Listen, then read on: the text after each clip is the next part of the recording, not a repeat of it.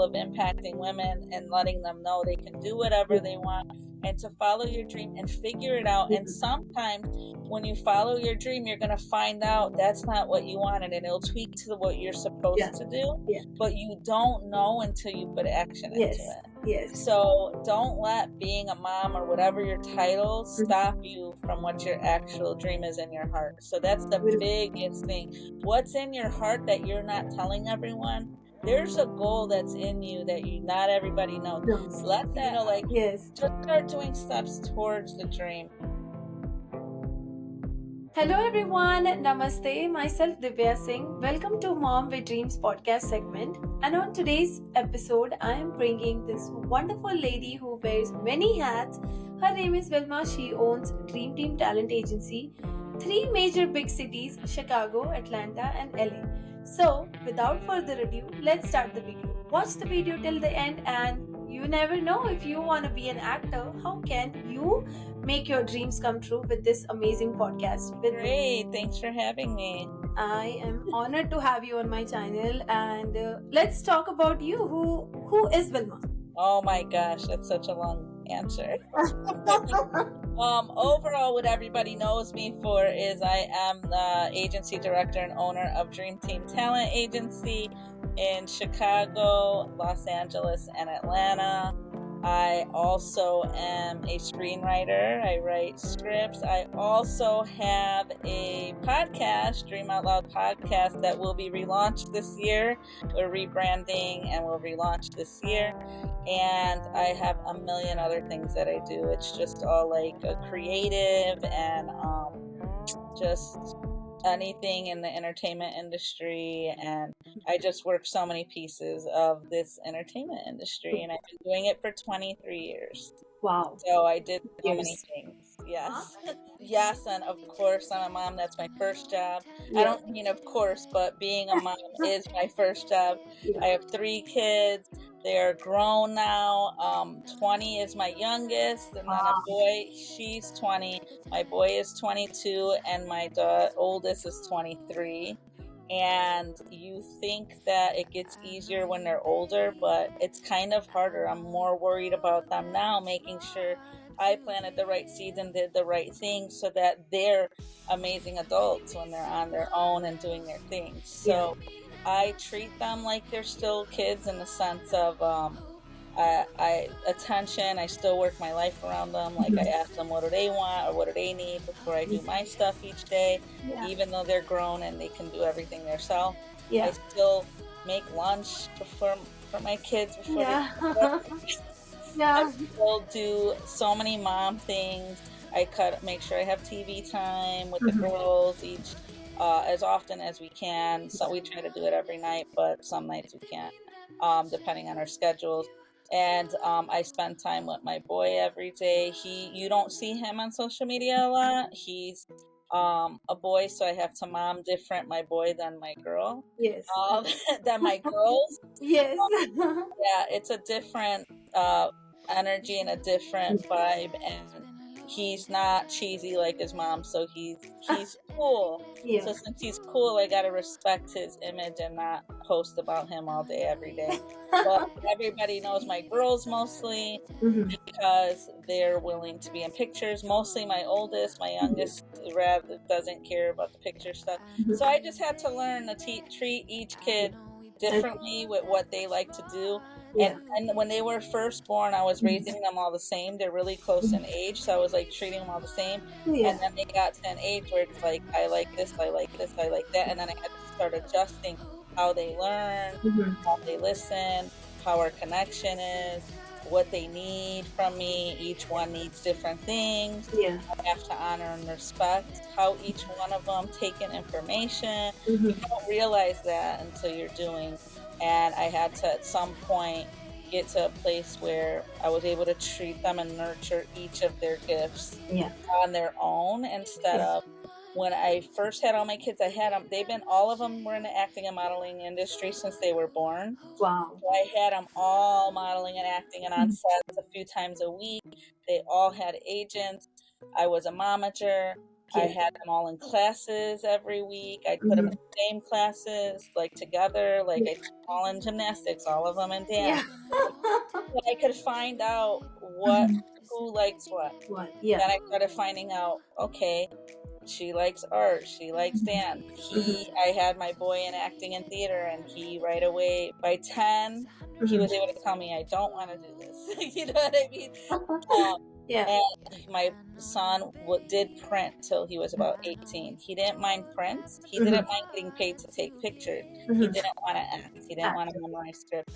And I had to honor and respect what each of them wanted to do with not only the industry, but in life, like what they wanted to do in school, what hobbies they wanted to take. And I had to show up, and I had my son in every team, and I was the team mom. I was a cheerleading coach. I was the team mom for my son's teams. I was the coaches for my daughter's cheerleading and volleyball and whatever they did. I was on the PTA at school. So very involved in everything in school. Just super hands-on mom. And then once my oldest went to college, that's when I started the agency, because I had more free time. They were all bigger, and they were all in their teens and older, so I was able to start a business and give time and attention to the business. It's very nice. That's how that went. It's a long story in a lot of years. So it was like mom duty never ends.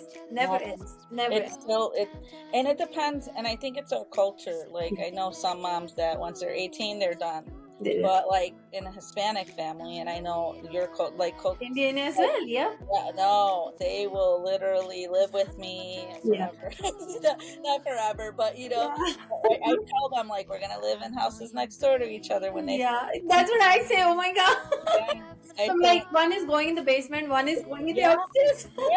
I'm like, we'll get a big building, we'll have our own store, and we are genuinely, that is a true story. I treat them just like, did you eat? In their 20s. And it's just, the kids love it, like, in the sense of they feel loved. Like, that's one thing they always recognize. Like, they feel like they could count on me. They come to me for everything.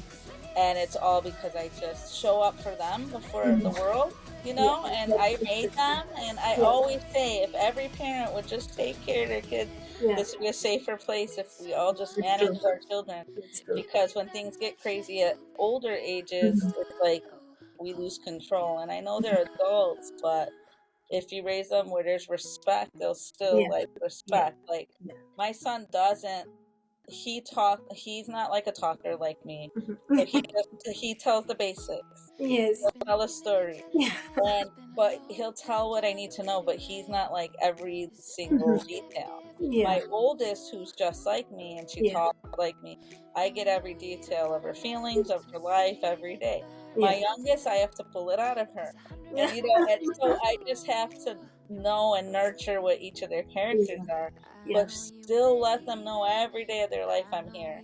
And every day of their life, I'm here to save the day, and there's nothing they can't tell me, and there's nothing I won't do for them. And the same way they see their mom helping the world, and whatever I could, in any way people need from me, they're first. So I will help you first, the same way I like to help everyone else as much as I can. So I have a motherly, natural motherly personality. Because even with my talent, even if you guys are older than me or younger than me, whatever age you are, I still feel motherly. Like, I want to protect you, and I want you to have the best things and know what you have to do as much as I can. With the years of being an agent, I know now I can't save the world. I have to accept not everyone's going to do what I need them to do. And that in the beginning, it was hard. I wanted everybody like, just listen to me. It's like that. And I can help you. And I had to get okay with, like, as long as I told them, they do what they want with the information. Some are going to use it and it's going to be great, and some aren't. And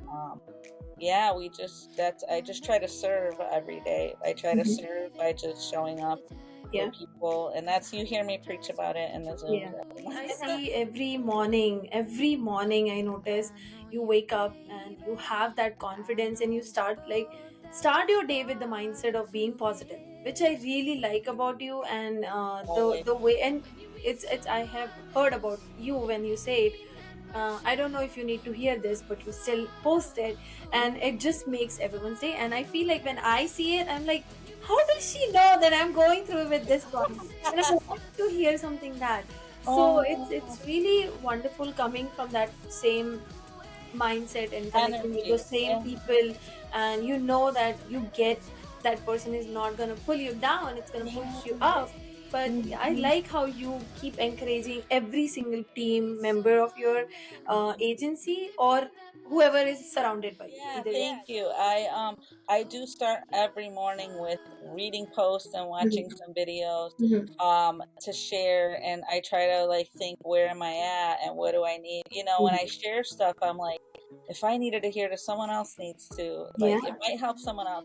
And a lot of times I'm posting things I needed to hear, and yeah, I hope somebody else uses it too. yeah, And I'll have some people like that might not love, all the quotes or yeah, so many yeah, information, but I'm not going to change who I am. It yeah, works for me, yeah, and I hope to share it with whoever else can use it. yes, And yeah, it's okay if you use it or if you don't use it. And yeah, some things, we're not all going to have the same views. yeah, I just don't want to lose who I am and what I need to say. And I live, like, I seek all my breaks of Mhm. social media breaks throughout the day is Mhm.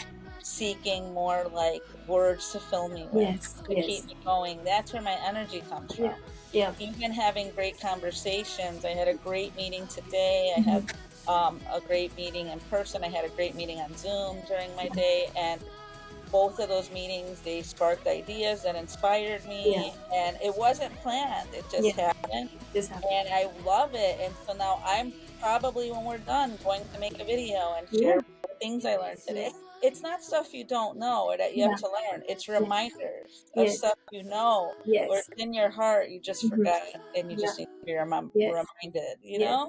yeah, And that's how it is in our acting world. When you yeah, see me on orientations and I Mhm. sound like I'm repeating myself, it Mhm. might be stuff you know, Mhm. but you'll hear it at a time like, oh yeah, I forgot I needed Mhm. to change this or change that, Exactly. you know? Yeah, and So, that's the wonderful thing, how you connect with your new talent agents, or sorry, I'm not agents, new talent actors coming into the field, and they want to know what's happening. And I yeah. like how you don't charge it. I feel nothing is free, and you are sharing that information to let someone else grow, Yeah. which is a Yeah. really big thing, doing Thank something like you. that. uh, Yeah, thank you. I try to add value and provide value. And I feel if we work with each other, yeah, I kind of want you to know up front what I am and if it yeah, works for you. yeah, And I'll get a lot of people that are on there and they love it and they're like, your energy's amazing. And oh my yeah, gosh, it's exciting. And they're happy to be here. yeah. And I might have people like, oh, she's too much. And then we figure it out. And it's okay. And if Yeah, I'm too much, then yeah, like I said it earlier, if I'm too much, go find less. Like that, yes, go find less. I'm not going to tone yeah, myself down. yeah, So if this yeah. energy doesn't work for you, I'll save it for whoever wants this Yes, energy. it was like we were posting about the gala pictures, and I was like, I have never seen an agent enjoying at the same time and working at the same time. So Yeah. that was the wonderful thing. The gala, that was the best thing. I feel like I was just looking at the pictures what you emailed us, and I see it's like it looks different on phone, but when you see it on the TV or you see it on a big screen, oh my gosh, it was like really red carpet event, and you organized well. Everything was particularly organized. It was beautiful, Thank beautiful. you. So Thank it was a you. great way to connect, networking. I have heard Thank from you. you like doing a Yeah, you network. have friends. Yeah. We got bookings from it. You made new friends from that place. Yes. To tell Yes. people, Yeah. yeah. That's part. What I'm trying to do is build community and Mm-hmm. connection, and I'm trying to teach people that's the secret. That's the little thing that when people are closed off or Yeah. they're not letting people in, like we're in a time that we need each other. Like Yeah. we can't do this alone. Yep. And if you try to do it alone, good luck. You can go so much faster with a Yeah. team, Yes. and if you don't, and for whoever believes that, I'm Mhm. living proof of that. Everything I do is because I involve everyone. Everything I do is because I try to keep you informed. Mhm. I don't lie, not hiding what this is. Yes. We know we're a business. At Yes. the end of the day, it's not personal. We're a Mhm. business. I have people that came to my parties and that we became friends, Mhm. and now they like are going a different path and they don't work with me, but we're still friends Yes. and Yeah. we can still be connected. There's no Yes. hard feelings. Yes. As long as we leave correctly. You know, like as long as not when I mean correctly, respectfully. Yes. There's times I had moments of people leaving in a not so pretty way, Yeah.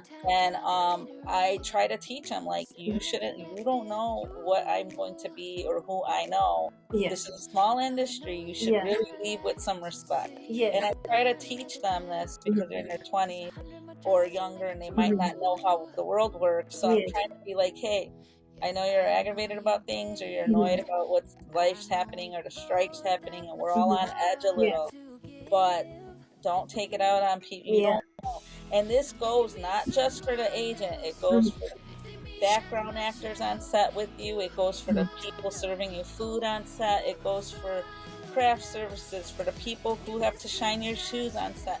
Everyone is going to circle back and meet each other another day, and they can be the CEOs of things. A lot of people I met in the actor world was being a momager.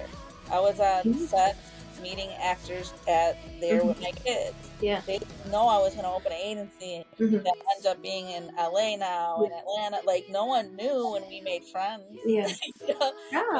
They were the first people I called when I made the agency. Hey, I know you've been seeing me at castings as a mom. I'm running an agency. Some of my first talent were those people I met on sets, and I called. They were like, "Really? All right." And they were my first people I signed. So you never know. So I think leading with respect and adding value is an important thing, no matter what industry you're in. That's true. It has nothing to do with acting, whatever industry you're in. Just as a human. Yes, that's true. A bunch of people stay for a reason. Once their work is done, they're gone. Bye. I don't know who you are, like that kind of. But then always be connected, because as I have heard in your orientation, karma comes back to you.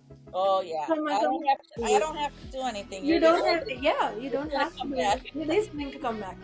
So respect is the one thing. And how do you manage all this stress? And you smile. Nobody knows what goes inside you, who is inside Vilma. Nobody knows about that. You're always very happy. You're always very smiling. How do you handle that stress behind that scene in your language? And I will say this because yesterday I was talking to my friend and about pictures, and I wanted to make some like content for social media. And I wanted to put some quotes that were like serious, and he was like, find a picture that with a serious face, and I had to look in my phone. My phone has 80,000 pictures in it. By the way, I'm going to tell you a secret. Every time I post my pictures, I delete them from my phone. So the 80,000 pictures have not been posted. You know what I'm saying?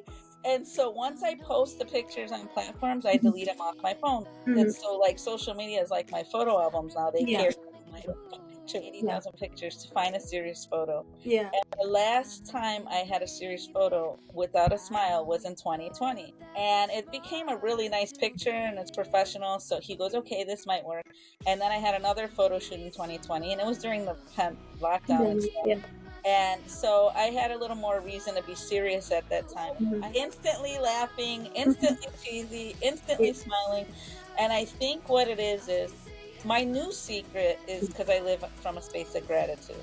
So that's a newer thing in the last couple years since the lockdown. How can we not be so grateful? Like after we just survived that situation, realizing like, holy cow, I even survived that situation. My businesses didn't fail.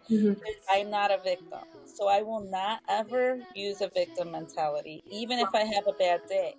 I have no reason to act like a victim when there's so many other people that don't have the privilege that we have to like live our dreams out or different like hiccups. So anything I'm complaining about is never going to be bigger than real life problems. So I will never get myself to a space publicly. Of course, I have my moments at home where I sit into things and lessons I learn, and there's pain from things that happen. And the honest truth is I don't focus on it. I focus on all the optimistic positivity stuff. Talk about my pain amongst my close friends and my circle, my family. They know. I have a story every day of someone disappointing me. like let's just be, we're human. Yeah.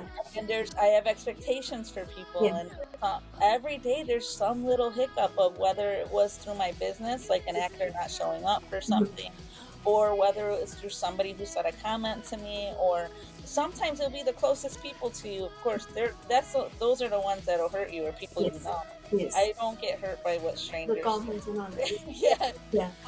But the way I live is I won't share like trauma or disappointment stories till I heal through it. Mm-hmm. Because if you share too soon, I might say wrong things. You know what I mean? I don't want people to I don't want to insult people. I don't want to get to their level. Yeah. People do some shady stuff. Yeah. And I don't want to get to their level because I'll catch myself wanting to react how they treated me. Yes. Yes. And I'm like, that's not who I am. Yeah. So I have to have a moment, and I go and I look for videos on, if something happens to me, a disappointment, I look for videos about what do you do when someone betrays you or does, and I try to find a way to pull out of that disappointment or betrayal, remembering that I'm not the only one that goes through disappointment or betrayal.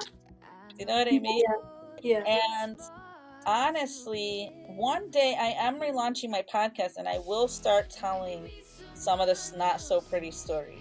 I actually have a book series coming out, and one of my books, the cover is that serious photo that I took in 2020, and it's on the front cover, and it's called Oh Hollywood, and it says the not so pretty side of Hollywood, and it's going to tell the stories that people want to hear, but I never share because I never like to focus on those things.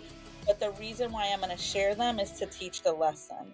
Wow. Because I need people to see when someone's closing a door on you, how to get out from that. When someone's telling you you're not good enough.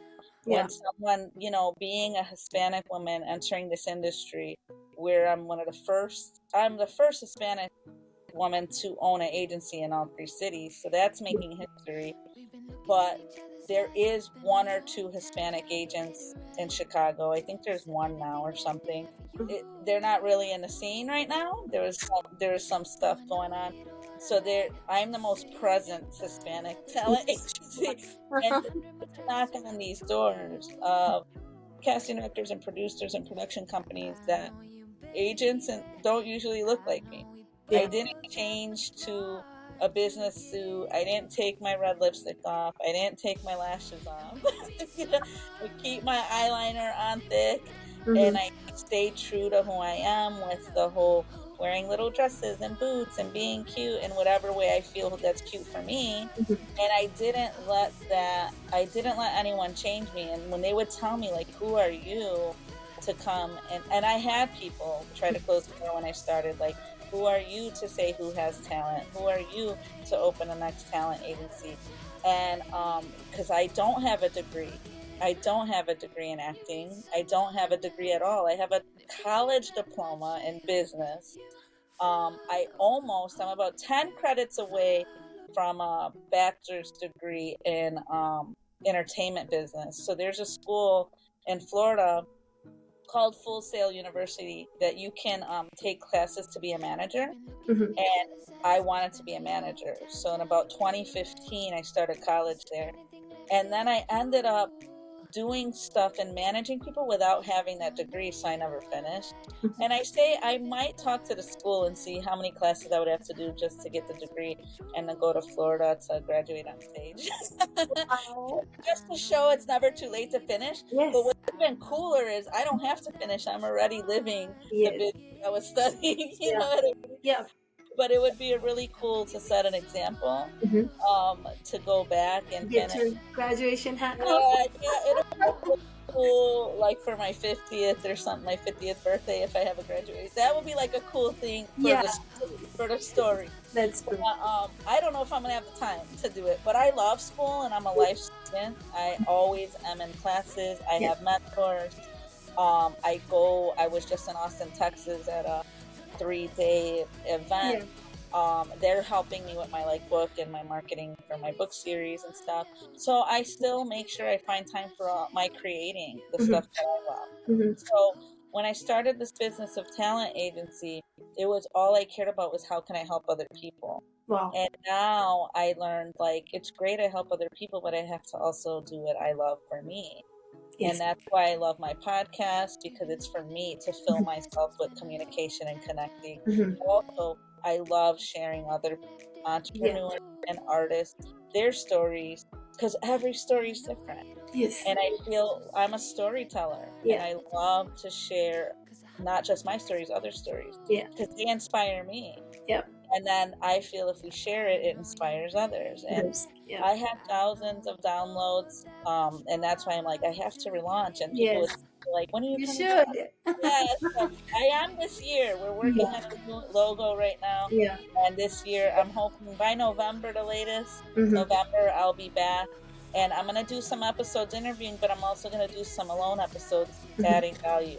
Yeah. Because I think I have a lot of experience that I'm not sharing enough. And I'm not sharing enough of my gifts either. Yeah. And so I want to share everything. I wrote my first feature film this year by myself. Well, not by myself. I had a coach. But those are big, like, milestones that, like, if you ever wanted to write a movie, I can share with, like, how I did that. I'm also exactly on the same page.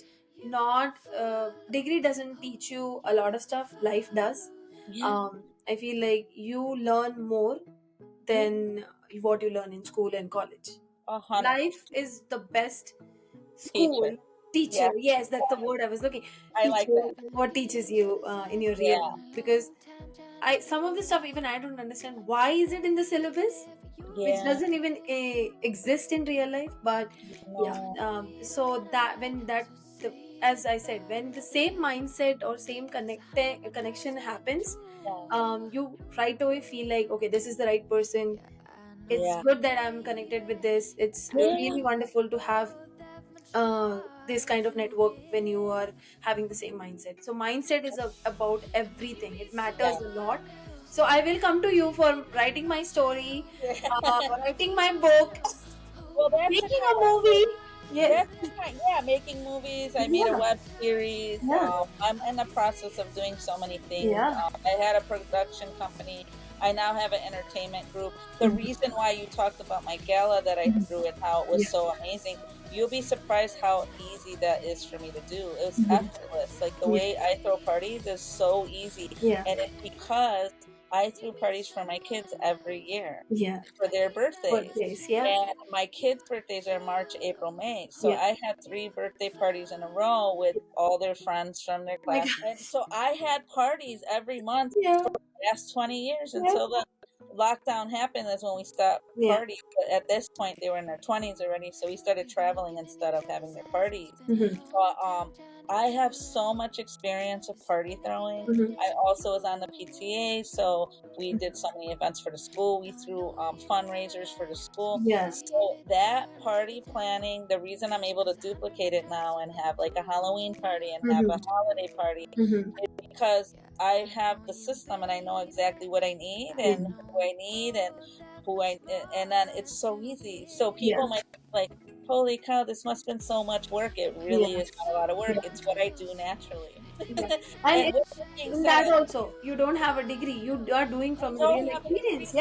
People take charge for that. I learned event planning by actually planning events, you know, and I hosted these events, and I did that, and I did it well. And everyone, if you talk to all my friends that came to my kids' parties their whole lives, I have friends that came to every party their whole entire life. They will tell you, like, she threw a party every year, and every party was better than the last one. You know?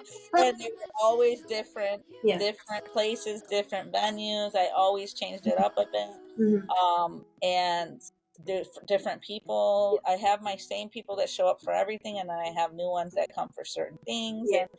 And I literally almost considered going into event planning because I did it so well. And instead I was led to the entertainment business because I knew out of all the jobs I did in life, my favorite place was being on a set, even if it was just observing. I didn't even have to do anything. I loved assisting. I loved doing craft services. I did casting before. I did do background work here in Chicago for 3 years. So I've been on every set as a background actor. I did have an agent here. I was signed for 1 year. And that was the year I did it. I booked 3 commercials in that year, and I learned I don't want to be in front of the camera.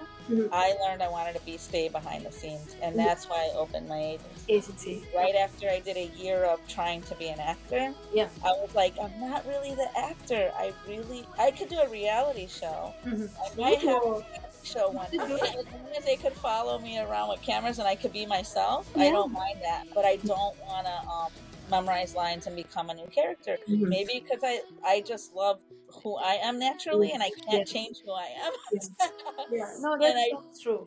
Everybody has their thing, and me, when you say about me smiling and laughing, I can't even turn that off to be serious. So I can't be an actor because I start laughing every time. I'm trying to make serious content for Instagram, I can't not. Even Alyssa, she was trying to record me the other day, and she's like, "Can you not laugh for once?" I'm like, "It's so funny." Your face is a serious face. Yeah, I know. It's gonna be a hit because it's out of my element. So first off, it's out of my element because I'm telling the not so pretty side. I'm telling stuff that I don't normally share. I'm not gonna say names of people because people would know them. But when they read it, they might know it. They will for sure know people because some people are from the Chicago industry, some people are from Hollywood. So I won't. The only time I'll ever say a name is if it's a positive story. I won't put people's story. I won't tell people's stories that are bad. Not today or tomorrow. Maybe in the future when I'm a rich millionaire. I'll get there. We'll get there. We will. Passion and hard work is gonna bring you over there. That's it. Success is all about that. Hard work and passion. Now let's get into the different side. When you said your agency is 5-year-old, so 5-year-old, that means the pandemic also came. So how that affected, as you already mentioned, that it was you guys still worked and you guys did 100 bookings and all that was there. So how did you managed being in the and what 3 cities you have your agency?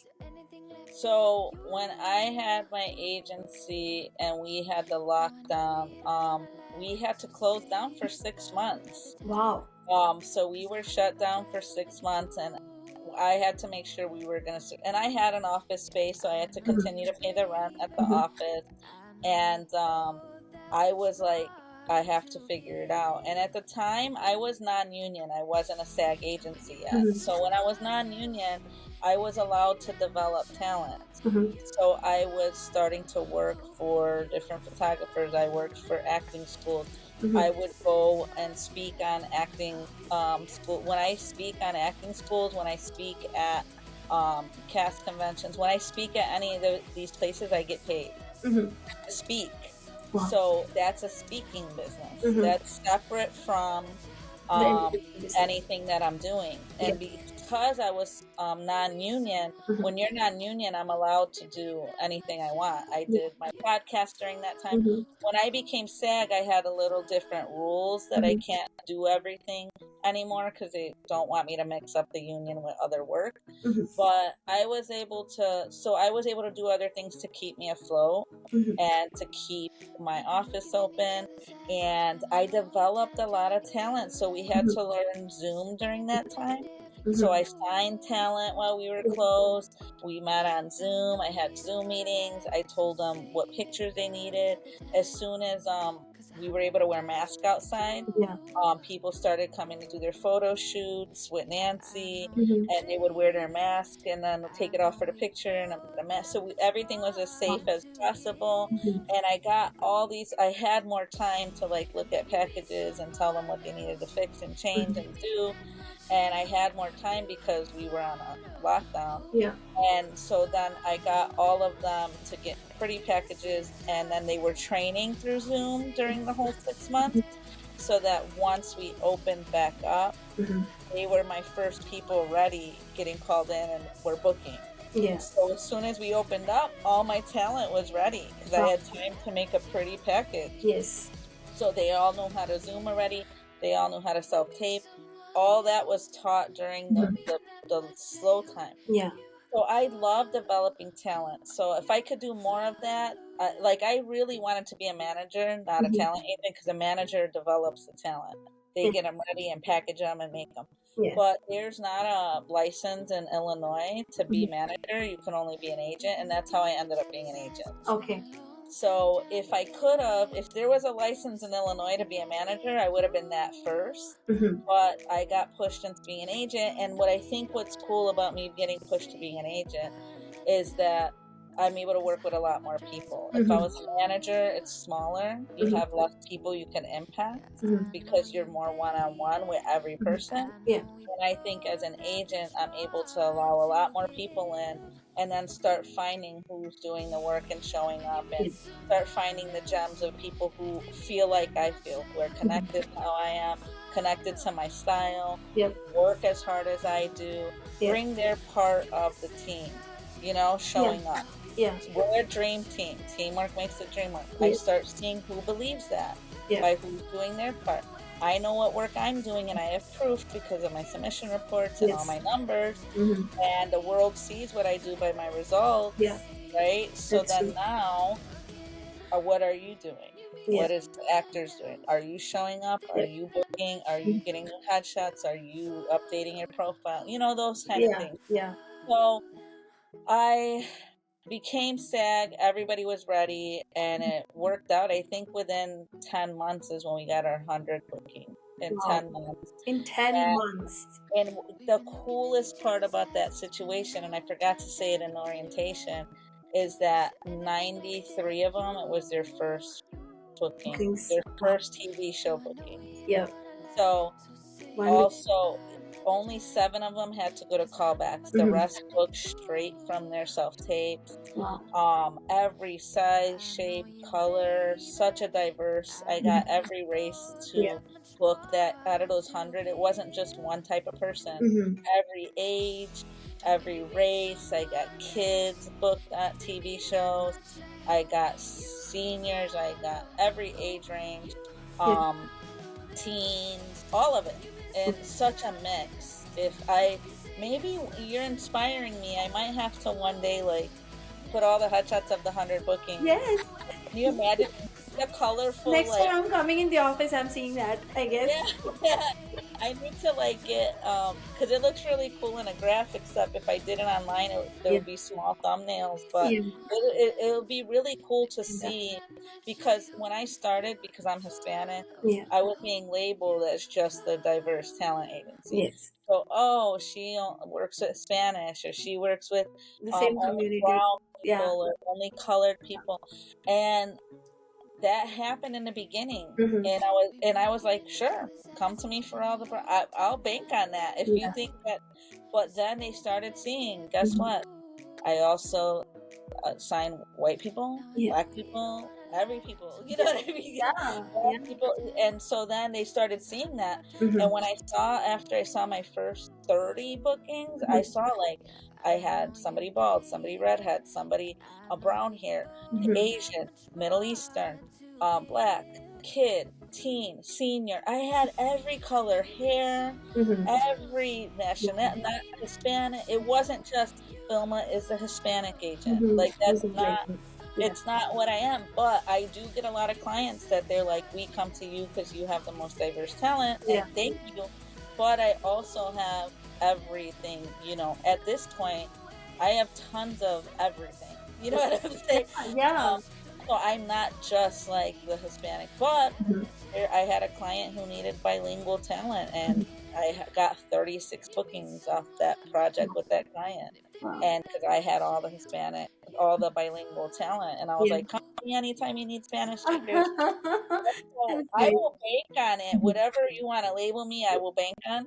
But I'm so much more. So I don't want to be put in a hole. So when they were just booking my talent that were Spanish, I was like, hey, I have talent that are not Spanish. You don't have to come to me only for Spanish. Come for me for your other project. They do other projects. They were getting their other talent. They were getting their other white and black talent from another agency, and I'm like, I have white and black talent them, and they're like, okay for the next time, because they already booked like Yeah. white and black from another agent. I'm like, I'm not just a Hispanic agent just because I'm Hispanic. Yeah. You know what I mean? And so a lot of that still happens. People Yeah. are ignorant to things. Yeah. And as long as I spoke up about it. Yeah. I took advantage of what they needed, and got us lots of bookings. And it's just amazing. It's beautiful. It's a beautiful thing, like the growth, and to see how, I know there was a time I mostly did have all minority talent. Yeah. And then everybody started noticing, like, oh, she does the work. It's not only that, anybody has a chance. And I'm always like, I don't care your size, I don't have a standard. Like, if you go to some of these agencies, if you come to the door, it'll say, take your shoes off, and if you don't reach this, for women, you have to hit 5'8". For men, you have to hit 5'11". Wow. They say, take your shoes off. It's right outside their agency door. Take your shoes off. If you don't hit this, leave. If you don't hit this height, leave. And let you come in. Oh my goodness. Yeah, so I saw that when I was taking my kids. Yeah. My kids, because they were kids, got grandfathered in. They got to get signed because they were younger. So that no matter what, they got to stay signed their whole life. Yeah. I kept it signed until I opened the agencies, and when they're with me. But I've been in all those agencies where they had requirements. Yeah. And my requirement is you have to be a team player. Yep. Like, my requirement is you have to have a dream, and you have to believe in yourself, and you have to do the work. Yep. My requirement is more on your human qualities, and then doing the work of what's needed. Yeah. That's my requirement. I don't care your size, shape, color, your your story of anything. I have people of all walks, shapes, and sizes, and I love it. What matters to me is the intention, why you're here, what you're doing. Yeah. That matters to me. Yeah. And it's been working, and so not only has it been working, that's my values, and I'm sticking to it. Yeah. And if long as that stays in play, we will continue working. Yeah. If someone tries to change something, like, then we're not going to be a good fit. You know what I'm saying? Oh, yeah. And you have maintained that relation till now, and I'm pretty sure Dream Team is gonna keep growing. You came out through the pandemic. We all came out. It was a very tough time. What I feel like, I am pretty sure you also think the same thing. Whatever happens for a very good reason. Yeah. Because the line you said, you wanted to be a manager, and for a manager, it's like, as you mentioned, it was only like you could handle like couple of the actors. Now you have so many people to represent you as a dream team. Because when they're going out on a set, they go for a shoot, they're representing Vilma as a dream team. Yeah. So now you have so many babies, first of all. Yes, so right. Many kids. And impact. To impact the world together. They're coming from Dream Team, and when that happens, it's a big hit for your company and you as a personality. Then right after coming out from the pandemic, we hit into the very unexpected era, which was the strike. If you want to talk about that. Yeah, and I'll talk about that a little.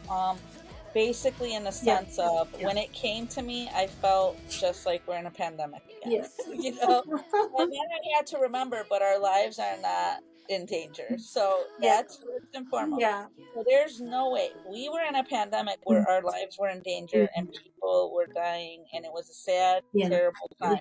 Yeah. If we survived that and came out with the silver lining, I actually opened up Atlanta and LA. I opened up LA during the lockdown. Wow. And Atlanta during a pandemic. Wow. So while everybody was panicking, I was like, how can I build and grow and find a silver lining so that when we open, we're everywhere. And that was, most people stop and pause, and that's what I'm seeing with this strike. I have so many actors that paused. I have so many actors that stopped doing auditions. I understand a lot of people had to go get real jobs. Yeah. 9 to 5. Rat race. Yeah, I don't mean real jobs, but I mean like it's real because they have to be somewhere for someone and they don't have a flexible schedule. Yeah. So a lot of people are like, to survive, I had to go get a job, so they have to book out until the strike's over. I literally have never seen a decline in auditions like I have during the strike. There's people, literally any opportunities I'm getting, there's people turning some down, and I don't have, my rate of declines is maybe 3% at the most. Like, people know they cannot decline an audition. Like, it took me work to get it, you better turn it in. Right? Yeah. I have a very low rate of declining, but when this strike happened, my rate went crazy. It went like half of the people were not turning an audition. And I'm like, just because we're on strike, there's still work. And we're booking commercials every day. We're booking print every day. Like, this didn't mean that we're not working, and everybody has different thoughts about it. I had people who wouldn't come to my celebration because they're like, we shouldn't be partying during a strike. And I'm like, they're already taking our money from us. We're not going to take away our celebration. Yeah. Like, what are you talking about? Like, they wouldn't come because they're like, oh, there's a strike. I'm like, I'm not going to dismiss 5 years of hard work. Yeah. And not celebrate that because these people are on strike. It makes no sense to me. It was ridiculous. And they still, like, some won't come to my Halloween party because we're still on strike. And I said, guess what? We might be off strike by the time the Halloween party comes. Yeah. We might be celebrating that we're back in business. Yeah. You know what I'm saying? See on the positive side. Yeah. So I only see where's the silver lining. Oh, we have more time to connect right now. We have more time to build a community. We have more time to celebrate together. Because guess what? It's going to get so crazy when we're back. We might not have time to have a lot of gatherings. I might not be able to do a Zoom every month. I might have to do it every 3 months. Yeah. Because I might be so crazy trying to keep up with how crazy it's going to be when everybody's back to normal. Because they have to make up all the content they didn't make this year. Yeah. So we're going to be playing catch up. Yep. So I might not be able to connect as much. So when I'm inviting you now's the time to try to get to let me know you and you know me. And that's why I'm signing more talent now, so that I have a solid roster ready to go when the new year comes. I'm signing more talent. I'm sending emails to all the people that aren't showing up and pausing. Are you coming back, or do I take you off the roster? I need to know who's ready to roll when we're ready. Yeah.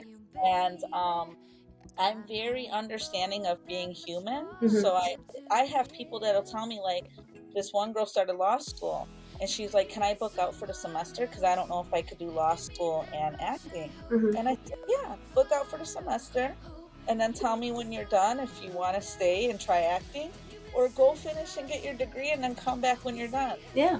And there's no offense. We're human first. I want everyone to be happy first.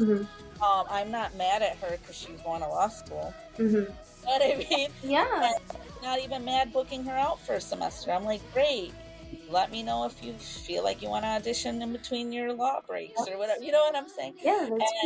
So I'm very human, but I understand there's life changes. There's people who have kids, people who get married, people, and they need to pause. Oh, I'm having a baby. They'll pause for a full year. And then, okay, the baby's born. I can go back to auditioning. Yeah. And they're right back in my roster like they were before they left. And we're okay. Yeah. Now we got to update your photos if you look different, and let's keep moving. Yeah. And I'm not mad at them because they went and had a baby. I'm not mad at people for having life. But I also, and we know in this industry, everyone's replaceable. Yeah. So if you don't want to show up, there's 100 other people that want the role. Yes. You know? Yes. So we're in a weird space because I have to make sure I'm keeping the rotation going. I have so many actors that started with me 5 years ago that are not with me. And they're not with anyone. They quit acting. There's a lot of people that started and they thought they wanted to do this, and they tried it, and then they're like, it's not what they want to do. Yeah. And I'm a perfect example of that. I signed with an agent. I did it for a year. I went to auditions. I did 3 commercials, and I was like, the only reason I booked commercials is because they were commercials that I could be myself. With improv. I couldn't book anything of acting because I never trained in acting, and I can't not laugh. So I was honest with them, like, only give me improv audition. If I could be myself, then I will go to the audition. But I'm a perfect example. I did it for a year. I got my first headshots that year. And when I did that, I said, guess what? I don't want to do acting. So I'm comfortable with people coming and thinking they want to do this. And then once they see what the work is, they say, never mind. And they find their place. I'm fine with people testing it out. There's people that come to me. I have a guy, he was a lawyer, and he came to me in my first year of opening, and he said that his brother was in the hospital almost dying. And it made him realize, he's like 50 years old. It made him realize, like, wow, this could be me, and I didn't live my dream. I was a lawyer my whole life, but I always wanted to be an actor. So he came to me, and I was his first agent. He booked TV and everything. He booked commercials. And he was just a guy who took some workshops, took some classes in the local schools. And he books often. It was a perfect example of who I was trying to find. Everybody who had a dream and they felt they couldn't do it. Because let me tell you, especially being a SAG agency, you can try it tomorrow if you wanted. You can message every agency in Chicago and you probably wouldn't even get reply. Or you'll do an interview with them and they'll be like, nah, because they don't do it based on the dream. They do it based on, do you have credits? Yes. You know what I'm saying? That's true. Do you have a theater degree? They have these like higher standards, and I'm like, guess who's gonna book 100 bookings? Real people.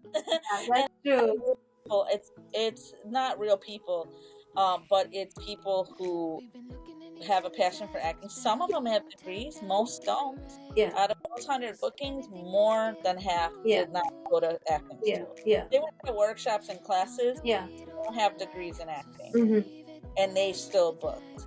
So if you see these shows like One Chicago, they like real, people who are in the industry for real. We have a show here called The Bear that's filming, and it's about in the restaurant industry. They literally say, tell us who you have on your roster that worked in a restaurant. They want to get real people who know how to do wait staff and who know how to cook and who are chefs to get those roles before they give them to actors pretending. They want to. So if this is what you want to do, there's room for anyone to like live their dream through it, and you can do both. I have a dentist; he's a full-time dentist, and then he acts on the side. Like you can do both. And he has a wife, and he has kids, and you can do it. There's no excuse if it's what you want to do. And in my case, I am telling you can do it because I'm here. Not everyone's gonna be okay with this, and I'm giving people this chance. Not every agent's going to be fine with you doing stuff how people do stuff. I'm the one. A lot of agents won't even know that you're a lawyer or a dentist. They won't even know who you are as a human. They just know you have headshots and you can do a self-tape and you're an actor. Me, I'm like, what do you do? Tell me all about you. I need to know what are the perks, like your little gifts that you have, whatever I can know. That's something I do personally so that when roles come through, I know who can be pitched more. Like, they're really a nurse, they really work in a school, they really know kids, they have kids, they have pets, that's me. And I think doing that little extra thing is why we're having the success that we're having. And building in Chicago, it's easy because I'm here. I'm trying to build that in LA and Atlanta. It's a little harder. LA is huge. There's so many more people I need to know. It's so much more competitive.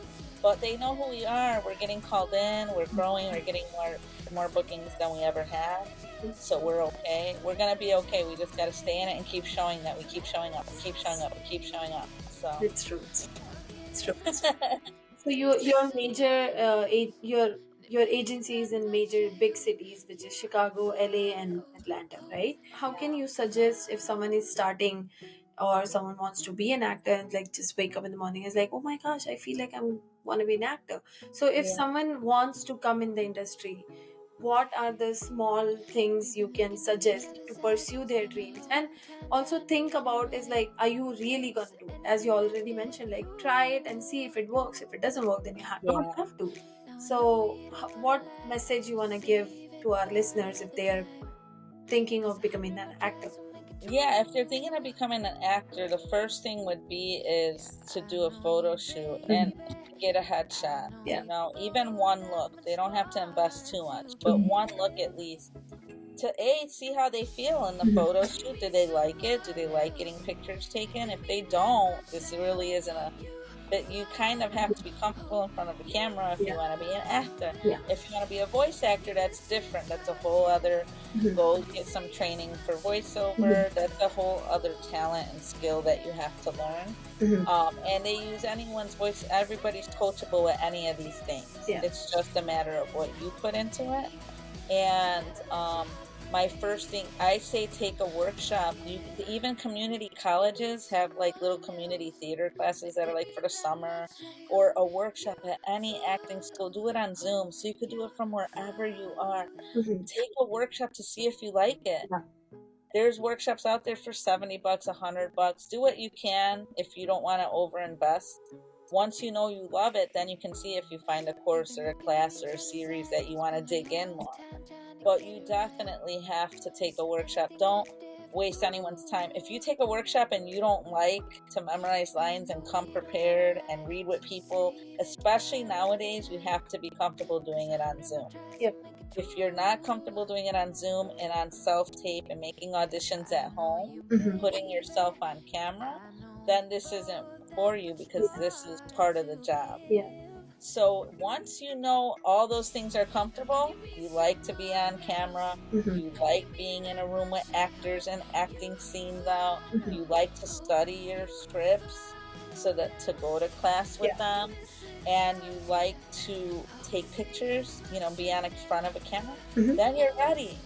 But you're ready to go and do the next step. It's gonna feel different when you're actually doing it under pressure, under an agent, or you're going to be judged. You have to be comfortable with rejection. You're going to turn in so many auditions and not book.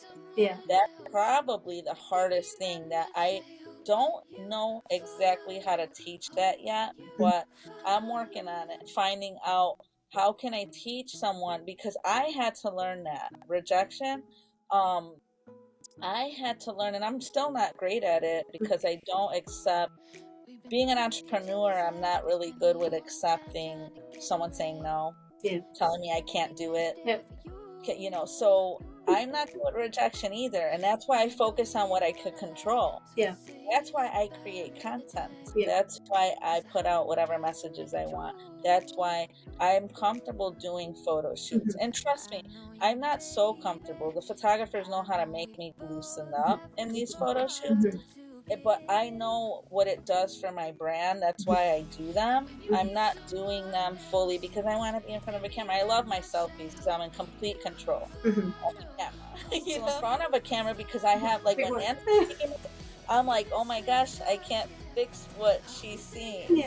She's just taking it whatever way. But these photographers know, especially the more I work with them, they know my angles. They know what I need to turn, where I need to turn.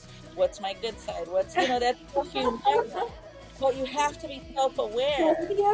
You have to be self-aware. And I pay attention, and I'll be like, no, don't do that. You know how this looks. This is the part I'm hiding, and this is the part whatever. But I don't want to over filter because I don't want to pretend I'm 20. But in the same breath, I don't want every wrinkle to show, or what I mean. And like today, I took selfies earlier, and my hair was extra flat, and I was like, oh, I had to move my head to make it look a little better. And I was like, you just have to be self-aware. So if you're someone who wants to be in acting and be in the spotlight, that's what you're asking to do. You're gonna be in the spotlight. So if you're comfortable with it, I say be self-aware of what it is you want to do, what you like to do. Do you want to act on TV, or do you just want to do commercials? Do you only want to do photo shoots? I told you earlier, my son by 10 years old said, I'll only go for print booking. I only want to take a picture and leave. I don't want to memorize scripts. I don't want to be in theater. I had him in theater as a kid. He booked a Kmart commercial and he was like 7, 8 years old, a SAG commercial. And he told me, I no longer want to do any of that. I only want to do print photo shoots. So he was self-aware. He was able at 10 years old to tell me, Mom, I'm not going to commercial auditions. I'm not memorizing lines. I don't want to be on stage. Just get me print photo shoots. And that's what we did for him till he went to trade school, and now he works full time, and now he's grown. And if I had a photo shoot that was for this weekend and he didn't work, he would still do it as long as it's only a photo shoot. But so none of that changed. And I told him, you know what, that's cool. I go, but maybe when you're older, you'll one day say like, hey, my mom was connected. I should have did the acting. You know? And I told him, if you want to do it anytime you're ready, your mom's here. If you ever decide, you know what, mom, I should just do it, I'll put you in. You know what I mean? That's true. But so anyone who's out there who wants to act, just be self-aware of what it is. Do you want to model? Do you want to act? Do you want to be on TV? Do you want to be on feature film? Some of the people I sign, I tell them, if you only want to be submitted for commercials or for hand modeling, let me know, and I won't submit you to Chicago PD if you don't want to memorize scripts or, you know, or to any kind of TV shows. I'm very comfortable with, as long as you know what you're comfortable with. Yes, and we'll learn that with you. You talked about your not smiling, or like it's hard to be serious. Yeah. We'll learn it with you. You do your best with trying to be serious, and we'll see what roles you book when TV comes. Yeah. And then we'll start shaping, like, oh, she needs more theatrical drama training so she can get serious, because every show in Chicago is a drama. Yeah. You can build yourself, you can be very confident to just go and act. My next question is, I see you with all red. I love seeing you with the red stuff. I see the red background. I saw you at the Dream Team is also, the logo is red and yellow. So what's the scene? You have a red lipstick, red nails most of the times. Actually, all the times. So what's the secret behind that? If you want to share it. I started my red lipstick when I was 20 or 18, 19. Ooh. I have not stopped wearing red lipstick since I was 20. Wow. So decades of lots of years I wore red lipstick. And I always I think as a little girl I got into Hollywood because I was inspired. Hollywood was a fantasy. It was something I watched on TV that I could never do or never be, because I don't know anyone, and that's what I thought. And Hollywood was a fantasy when I didn't want to deal with real life, when I didn't, you know, all of our childhood stuff that we all had, stuff we went through. I would go into La La Land of Hollywood. And when I would see the magazines, I remember the person who inspired me was Gwen Stefani. So Gwen Stefani from No Doubt, she was on the front cover of Rolling Stone. I was like 18, 19 or something, because we're same age, similar in age. And she had a black wing eyeliner, her lashes, and red lipstick, and I was like, this is so Hollywood. Then you see Marilyn Monroe. Yeah, of course. These girls, and I'm like, that is what I'm looking for. So if I can't be in Hollywood or make it to Hollywood, I'm going to wear black thick eyeliner, lashes, and red lipstick every day of my life since I was 20. In the house, when there's days I don't leave the house, because that will happen once a week maybe, where I try to have a day where I'm home. The only people who see me without this is people who, my kids' friends who sleep over, family who are staying in my house. It's a very rare sight. You will never find the picture. I don't even think I have a picture on my own. Like, I guess I should take one day. Just at home. I don't even own a pic. I don't take selfies when I don't have makeup on. If I do, I put a filter and I put makeup on, you know, a Snapchat filter or something. But I genuinely, I feel like it's part of my staple that I'm very, over the years I get complimented. I still, to this day, I'm always complimented about that red lipstick. It really stands out. It always worked out for me in a positive note my whole entire life. Now, some people say it's so old school, and when I actually got my first headshots and I got signed, the photographer made me lighten it. So if I put my headshot, my first headshot as a throwback one day, you'll see I had like lip gloss and a lighter, like pinkish red. It wasn't red. Because she said, you need to tone it down. They're not going to call you in if you're full red. And this was 2016. So, because nowadays they encourage you to be who you are, and it's okay to have red lipstick. Even in headshots, you can have red lipstick if that's what you wear. But certain roles might not want. If they want you to be like mom role, they're not going to have you with red lipstick. Yeah. Because they want you to be downplayed. Yeah. Like you're a mom, Yeah. you know? Yeah.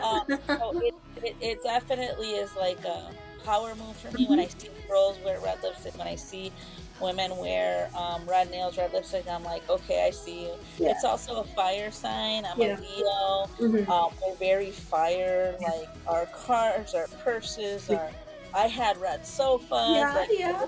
Be outrageous. Yeah. My mom says I got it from my grandma, so apparently when my grandma was younger, she did the red lipstick her whole time, which is why people think it's old, because it was like an old school thing. Yeah. And then some people have a negative thing around the red lipstick. Sometimes they'll say like, oh, like it's like bad if you wear red I get it. I get it. What you're trying to say? I don't even want to say it because they try to put that stigma on. Yeah. If you wear it and if you don't wear it, it's always like something is people are gonna say what they're gonna carry it like confidently is like that's me and that represents you. And when I saw you and I was like, I think that's the first thing I felt like, oh my gosh, she is one of a strong lady. Thank you. Still, and it's not just, I'm not saying because you're one, like I know you, you're my agent and all that. It represents you as being who Vilma is. Yeah. Vilma is the person who wears red lipstick and has a big lashes on, light and Cheetah Prince. Cheetah Prince, yes. That picture is Nancy. So Nancy is a magician too, I feel like. I was shocked when she brought those characters out of me. Yeah. And I'm like, I can be this? Oh no, wait. So she experimented. So and you have this team, like you have your, I know Michael is one of them, and then thank you. Yeah, Michael. There is one more. Oh my gosh, I forgot his name. It's Michael and Ralphie. Yes, those people. Then you have Lena, Nancy. Those like your core team who is there. I feel like you have built it, and what the saying is, house is not built alone. Like you need that 4 pillars to build that home. So you have that, and that's what it is, like dream team. It's not me, I and myself. It's not me, myself, and I. It's not like that. Nothing is gonna. No, not at all. And I give credit where credit's due. I try to honor everyone who did their part. In everything I do, I've always done that. It's not even thought about. I actually give people more credit, and I had to learn lately to give myself credit. Because I'm very much really comfortable celebrating and sharing everything about you and everyone else. More comfortable than myself. And I learned over these years that like I need to show off my gifts too. I need to share my celebrations, and it's okay.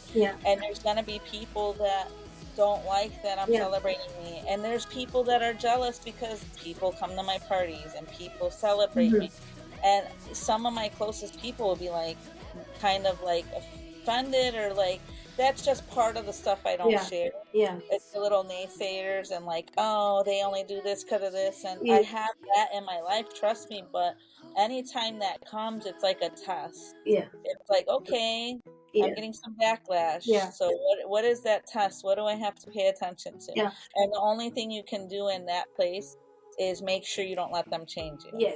No, all you do is wear red lipstick. Yep, I have one. You want to try some? And I encourage it, and I will literally say all day, you'll never see me without red lipstick.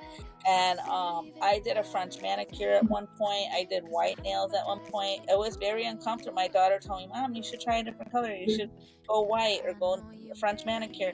And I'm looking at some old pictures, and it looked good in some of my business settings. It looked more professional and clean.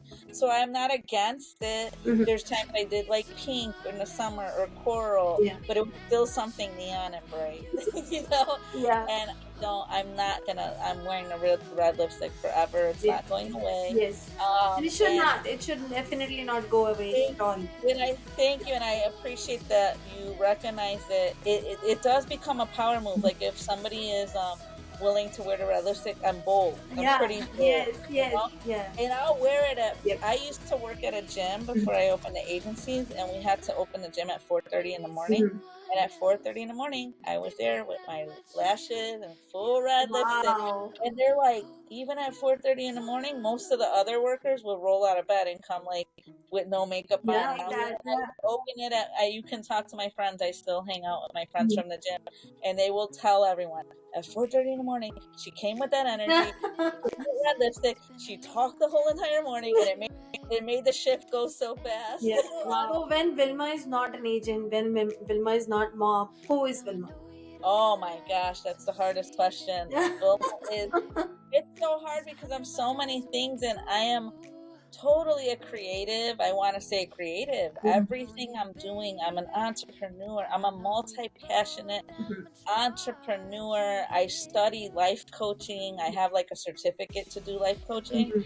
I might get a little deeper into that soon. I want to do that on the weekends where I'm able to speak and inspire on some real life stuff, because it means a lot to me a lot of the things people ask me is how can they bottle up my energy? Like, can I sell it? Like, how can they bottle up my energy? How do I stay optimistic? How can my motivation?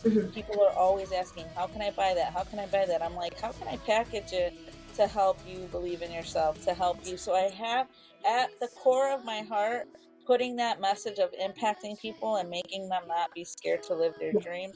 I work on that every day of my life. So when I'm not agency, when I'm not hanging with friends, I'm a storyteller. All I do is talk. I share stories. I have dinners with friends. I have dinners with family. And I'm like a teacher by nature. I'm always trying to show what I learned. When I learn something, I want to show how you can do it, how I did it. This is how I did it. This is how the podcast with my daughter. I had a podcast. We sat down. She ended up finding some more advanced things that I didn't use, and I'm like, great. Now when I relaunch, you could help me, and that's that's the teamwork, But the main thing that I needed, like with her, was to get her to do it, and yeah, you can do it. Like you have I said, you are me. Like you have my gifts. We speak. We storytell. Yes. Use them and use your voice loud. And for her to get it at such a young age, she's ahead of me. So I'm like, take advantage. Yes. Because if I knew what I knew now at 20, my life would be different. Because we would be so much more ahead. But I had so many years of shaping and learning. And now all I can do is help the next generation and the next person. So that's who Vilma is at the core. Somebody who wants to impact the world and inspire. At the core, that's who I am. I'm also, I don't watch so much TV. I have my few shows I watch. I really am at a place where I like to create and write and study and focus. And I watch church.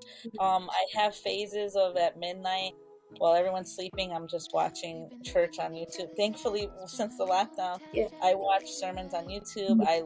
I'm very faith-filled. I'm very magic, universe, spiritual. I'm very spiritual. Wow. And I get more now than ever.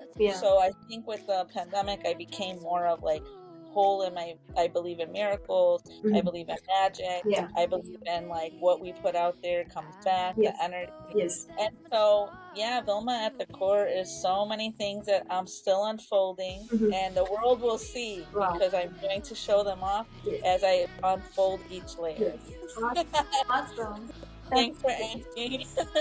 Sorry. So I recently saw you on this wonderful web series, which I started following since Alyssa shared it, The Dive. I saw you a very... My back. Yes, I did. You and Nancy both together. Yes. You were on the phone and she was on the phone. Yeah. So how was that experience? We will be seeing you on the Dive web series as I think so. I think so. I'm very involved.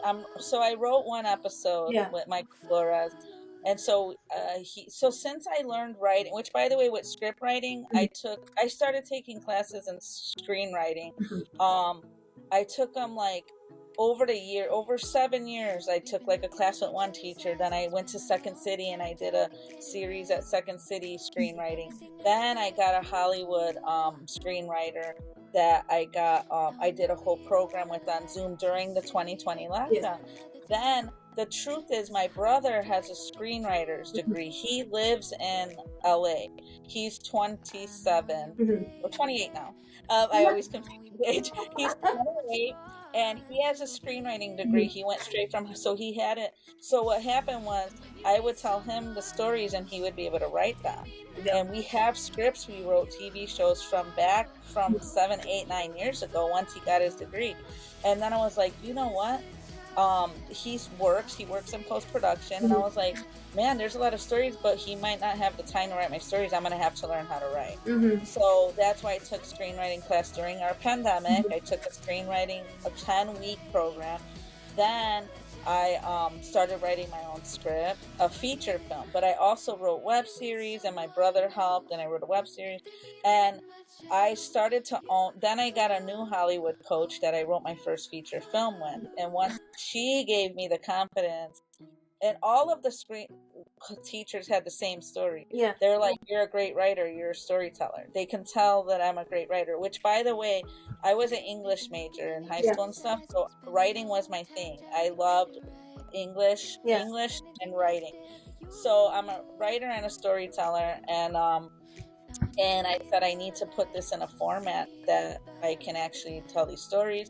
So then I ended up writing a proof of concept with my producer friend in New Jersey, and we were able to do it from phone calls and from Zoom. So then Michael Flores was writing his web series, which the web series is Michael Flores' web series. It's called The Dive. It's on YouTube. And I was like, Michael, we screened it in my office, and I go, Michael, I need to write an episode with you. Let's write together, because now that I know I can write, let's write together. It's easier if you write with someone in a way, because it's two people helping put our ideas together. And so then it was like, he's like, oh, I have an episode. And then my daughter, who likes to act, is like, I want to be in an episode. So he's like, I already have an idea for her. So I was going to write that script, but he wrote it faster without me. He did it all in one night. So I was like, okay, so then now I'm currently right where he's shooting another episode 9 on October 28th, the end of the month. So I'm currently writing that episode with him. So that's who Vilma is outside of agency and mom and stuff.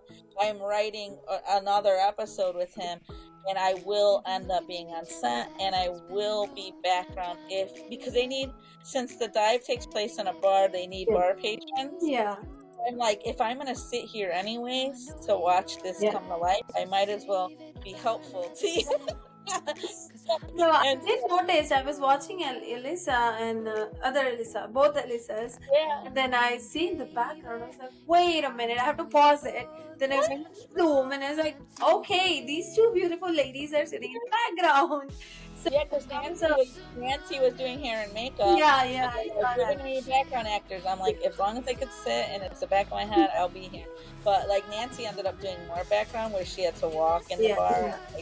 I'm like, I can't do none of that. But if I could sit and read on my phone, and I'm literally like working and answering messages while I was on set. And so I'm able to create and make both worlds together. And then like most of the actors are Dream Team actors on the set. And so it's a blast and a great experience. But he is part of my team that we just met in the last 5 years, and we are on the same page. Like we just add value to each other. We're both creatives.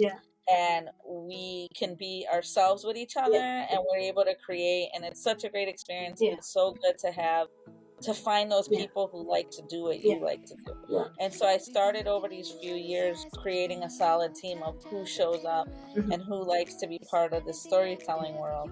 And it's all under similar umbrella. It's all part of Dream Team family. In your language, it's meeting of minds, I guess. Meeting of the minds. That's exactly. We have a meeting of the minds. If our minds are on the same page, then we make magic together. If we're not, I have many meetings that it doesn't work out. I have many meetings that, we're not on the same page, we don't click. I'm also a person, like, if we talk about something today, I want to do it tomorrow. I have meetings with people that, like, okay, let's talk about it, and then they want to do it next year. And I'm like, no, I want to do it now. Like, let's work on it. I will tell you the same thing.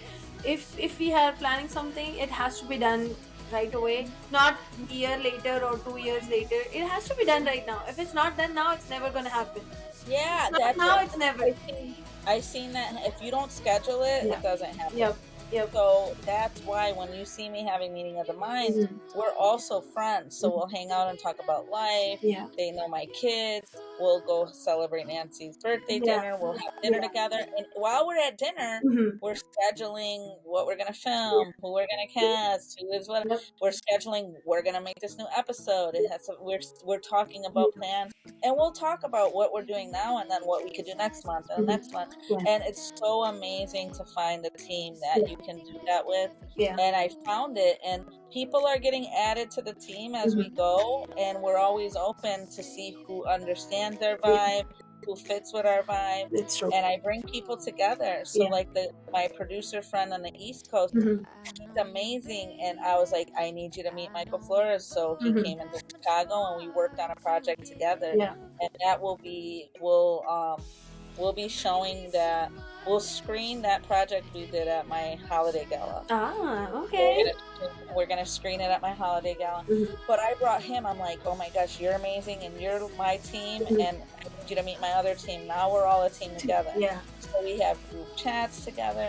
And then I met someone else, and he's amazing, and now I brought him in. And then Nancy's like, I'll do hair and makeup on all the everybody adds. We use our resources and add our gifts, and in that also you see the diversity. You don't see just like one thing. I have seen when you share the pictures, I have seen it's like not just brown skin. It's like and I really like it when I see the pictures on the Facebook, on the Instagram, and when you share it, it's like and you are like taking everyone's. It's not just you and your stuff. It's like you are for everyone. So that shows how is your thinking, how you think about everything else. Yeah, I try to share everyone's stories. I'm part of like this is his web series.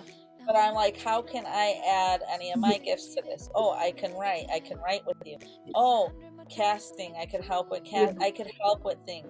But but I also have a web series, and I also have, and I'm not like, no, we only do my stuff. Like, he did my web series. He filmed my web series. He's the reason why I have a web series. So anything he does, I'm like, how can I help you with your projects? You know? And I interviewed him on my podcast. You might have heard that early on growing we did since that last interview. So we'll talk again about a lot of our collaboration. I believe everything is a collaboration, a connection, a community. I talk about creating connection, community, collaboration. Now it's more than 4. I think I'm at 6 pieces. Wow. I have to narrow it down, but everything is creation, connection, community, celebration. Those are the main 4. But even in talking, collaboration, that's a 5th one I have to add. And it's similar to community, and it's similar to connection. But there's nothing like a collaboration, because you can connect and you can build a community.